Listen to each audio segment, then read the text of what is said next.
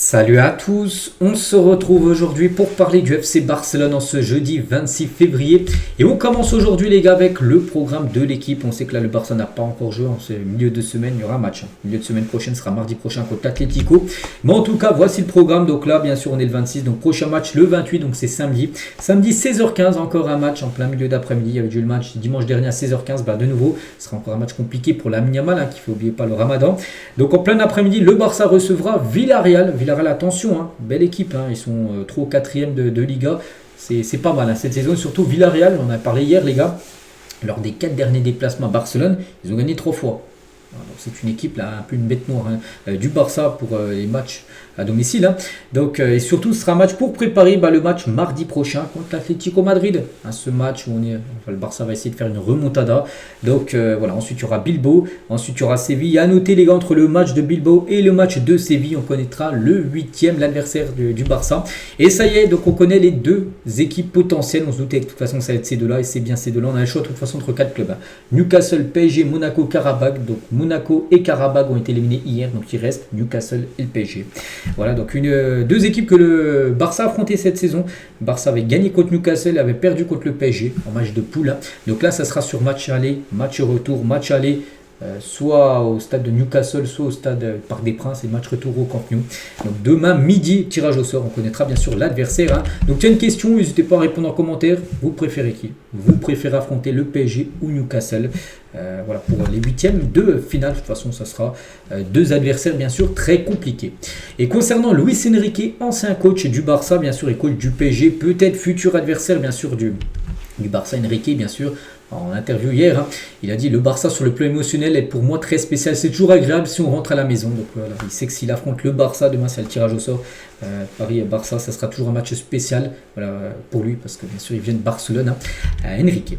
On continue les gars, on va parler maintenant de l'entraînement. Tiens, même Hansi Flick n'y échappe pas les gars, les joueurs du Barça ont fait passer leur entraîneur dans le fameux tunnel à l'entraînement du jour. L'entraîneur allemand fêtait hier ses 61 ans, donc le tunnel en gros c'est, voilà, tous les joueurs sont 2 colonnes, puis l'entraîneur ou le joueur, peu importe, passe au milieu, puis il se reçoit des tapes un peu dans la tête, dans le dos. Donc en gros, ça c'est le cas pour, par exemple, pour les anniversaires, pour les nouvelles recrues, pour un joueur qui vient d'arriver, et c'est ça. Pour les prolongations de contrat, pour les joueurs qui reviennent de blessure. Gavi a eu aussi une aide d'honneur il y a quelques jours, aussi il est passé dans le tunnel, il était revenu à l'entraînement collectif. Donc là c'est bien sûr Flick par rapport à ses 61 ans hier. On continue toujours avec Flick. Donc le Barça est à la recherche d'un défenseur central de premier plan recruté l'été prochain. Ça sera un été très chargé pour le club sur le plan défensif. Donc il y a des noms qui circulent là, moi je les connais les noms. Bastoni, après Bastoni c'est le plan A. Après Bastoni coûte très cher. Donc ce sera au moins du 80, voilà à peu près, je pense dans ces eaux-là. L'Inter ne lâchera pas pour en dessous. Donc après il y a des autres noms, Senesi. Donc Marco Senesi, c'est un défenseur de Bournemouth aussi que le Barça suit. Bon lui je crois qu'il est en fin de contrat, donc lui il coûterait rien, alors que Bastoni est plus cher. Bon Bastoni peut-être meilleur que Senesi, après il va falloir faire le point aussi peut-être sur les latéraux bien évidemment. Donc voilà, sur le mercato des défenseurs l'été prochain, il va se passer bien sûr beaucoup de choses. On continue les gars avec de nombreux joueurs du club ont signé des papiers en faveur de Laporta, parce que vous savez que là dans quelques semaines il y a les élections et les joueurs sont tous derrière Juan Laporta.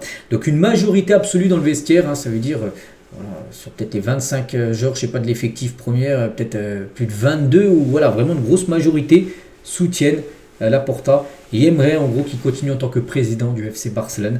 Voilà, on verra. N'oubliez pas qu'il y a eu des intentions de vote hier qu'on a pu voir dans l'un des, je crois, journal Mundo Deportivo, où Laporta était loin devant quand même par rapport à son candidat principal, Victor Font. Et je crois qu'il a moins 58% de chance d'être de nouveau réélu, Laporta. Et Gérard Martin le dit, nous prenons la question électorale avec beaucoup de calme. Pour l'instant, le président Laporta ne peut pas être avec nous, mais il reviendra sûrement bientôt, parce qu'actuellement il est en mode campagne des élections bien sûr. Juan Laporta. Un petit saviez-vous les gars par rapport au Camp Nou et au Stade Montjuïc, parce que là c'est pas le Camp Nou, c'est le Stade Montjuïc aussi. Qu'est-ce qui se passe encore avec Montjuïc? Est-ce que le Barça va y retourner? Eh ben oui, le Barça devrait revenir à Montjuïc pour quelques matchs au début de la saison prochaine, voilà, car le club ajoutera le toit du Camp Nou. Et là quand il y aura la construction du toit, bien évidemment, donc là ça sera pas possible, voilà, pour le Barça de jouer au Camp Nou. Parce que là, les travaux du toit sera un peu, pas non plus dangereux, parce que les travaux vont pas se faire quand il y a un match va être joué, mais voilà, pendant quelques matchs, le Barça reviendra à jouer du côté du stade Montjuïc. N'oubliez pas que le stade sera fini à 100% le Camp Nou, normalement c'est après l'été 2027, encore un an et demi de travaux.